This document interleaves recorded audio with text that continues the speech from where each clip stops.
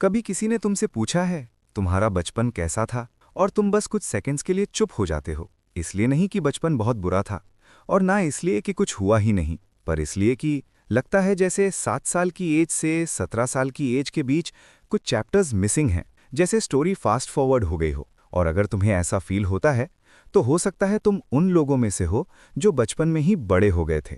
और एक इंटरेस्टिंग चीज नोटिस करना, अगर तुम उन लोगों में से हो जिनका बचपन जल्दी खत्म हो गया था, तो शायद तुम्हें बचपन में एक लाइन बहुत बार सुनने को मिली होगी, तुम अपनी एज से ज्यादा मैच्योर हो। टीचर्स बोलते थे, रिलेटिव्स बोलते थे, कभी कभी पेरेंट्स भी। अगर तुमने बचपन में ये लाइन बार बार सुनी है तो एक काम करो, कमेंट्स में सिर्फ एक वर्ड लिखो, मैच्योर। मुझे जेन्युइनली देखना है कितने लोग इस वीडियो को देख रहे हैं जो बचपन में ही बड़े हो गए थे। और नहीं, मैं कोई ड्रामेटिक मूवी टाइप ट्रॉमा की बात नहीं कर रहा। कभी कभी ये बहुत साइलेंट होता है, जैसे 9 साल की एज में अपने छोटे भाई बहन का ख्याल रखना, पेरेंट्स के फाइट्स के बीच मीडिएटर बनना, या फिर इतनी जल्दी मैच्योर हो जाना कि तुम्हें लोगों का मूड पढ़ना आ गया था बुक्स पढ़ने से पहले। साइकोलॉजी में इसके लिए एक टर्म है, पेरेंटिफिकेशन। मतलब जब एक चाइल्ड को वो रिस्पॉन्सिबिलिटीज लेनी पड़ती हैं जो एक्चुअली अडल्ट्स की होनी चाहिए। और बाहर से देखो तो ऐसा लगता है कि वाह कितना मैच्योर बच्चा है, पर सच क्या है?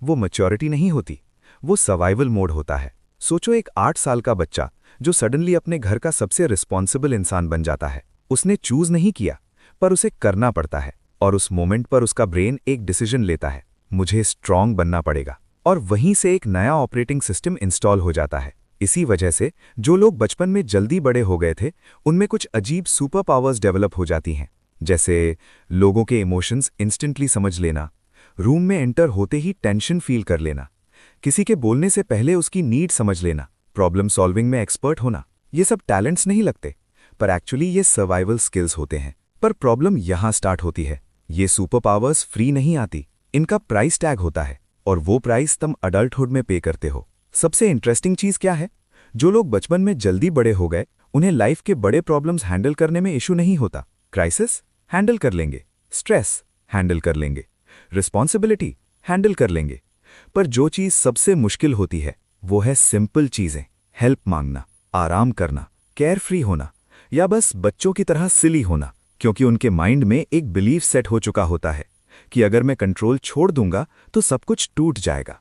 और फिर अडल्टहुड में एक इंटरेस्टिंग पैटर्न दिखता है। ऐसे लोग अक्सर बन जाते हैं द रिलायबल वन। ऑफिस में भी, फ्रेंड सर्कल में भी, फैमिली में भी सबको पता होता है ये बंदा हैंडल कर लेगा। पर रिलेशनशिप्स में चीजें कॉम्प्लिकेटेड हो जाती हैं, क्योंकि वल्नरेबिलिटी उनके लिए डेंजरस फील होती है। बचपन में वल्नरेबल होने का ऑप्शन ही नहीं था, तो अडल्टहुड में भी उनका ब्रेन गार्ड डाउन नहीं करता।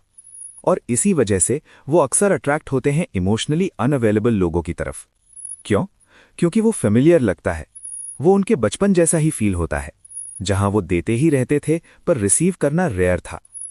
एक और पैटर्न होता है कंट्रोल।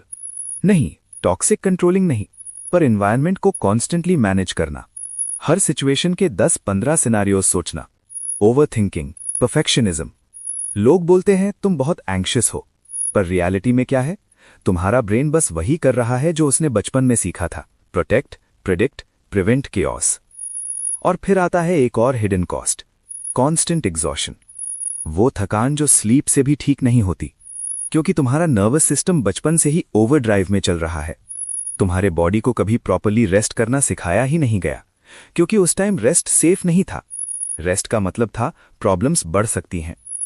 और सक्सेस के साथ भी एक स्ट्रेंज रिलेशनशिप डेवलप हो जाता है। तुम अचीवमेंट्स करते हो, लोग इंप्रेस होते हैं, पर अंदर से एक आवाज आती है, बस इतना ही, थोड़ा और कर, प्रूव योरसेल्फ। क्योंकि तुम्हारी वर्थ कभी तुम्हारी एग्जिस्टेंस से नहीं जुड़ी, वो जुड़ी थी तुम्हारी यूजफुलनेस से। और आयरनी क्या है?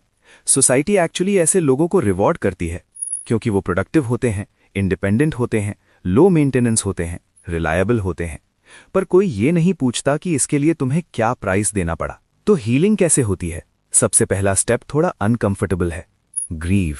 हाँ, उस बचपन के लिए जो तुम्हें कभी मिला ही नहीं, उस वर्जन के लिए जो केयरलेस हो सकता था, मेसी हो सकता था, नीडी हो सकता था, और फिर भी लव्ड होता। दूसरा स्टेप, एक important realization, being needed is not the same as being valued. तुम्हारी वैल्यू तुम्हारे काम से डिसाइड नहीं होती, तुम्हारी वैल्यू तुम्हारे एग्जिस्टेंस से होती है। तुम ह्यूमन डूइंग नहीं हो, तुम ह्यूमन बीइंग हो। और शायद सबसे इंपॉर्टेंट चीज, तुम्हें सीखना पड़ेगा केयर रिसीव करना, क्योंकि तुम उसमें बिगिनर हो, चाहे तुम 25 के हो या 35 के या 45 के। तुमने कभी अलाउ ही नहीं किया किसी को वेट कैरी करने, पर सच ये है, वो बच्चा जिसने इतनी जल्दी ग्रो अप किया, उसने अमेजिंग काम किया, उसने सबको संभाला, सब कुछ मैनेज किया, पर अब उसे सब कुछ कंट्रोल करने की जरूरत नहीं है।